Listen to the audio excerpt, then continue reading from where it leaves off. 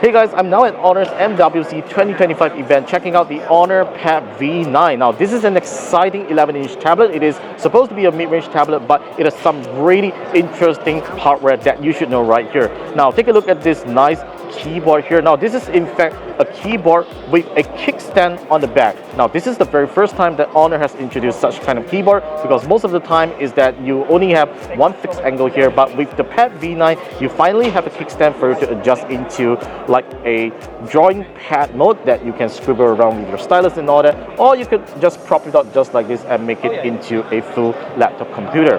But the most important thing about this tablet is the hardware you're seeing here. This is a very nice 11-inch display. It has very nice uniform bezel, symmetrical bezel. It has a 144Hz display that looks very nice here. It's an IPS panel with DCI-P3 colors and all that. And the processor of this tablet here is a pretty interesting one. It is powered by a MediaTek Dimensity 8350 Elite processor. Now, if you compare to Honor's previous mid-range tablets, they are powered by mid-range Snapdragon 6 series processors and all that, and by using an 8000 series Dimensity processor, this is going to be an exciting tablet to check out when it comes to its performance. Now look at the resolution here. You're of course getting a 2800 by 1840 pixel resolution and a pretty big battery here, 10,100 milliamp hours, and you get 12 gigabytes of RAM here with 256 gigabytes of storage. Now this tablet, I can tell that this is an amazing 144Hz display that feels super smooth. I know you can see that on camera, but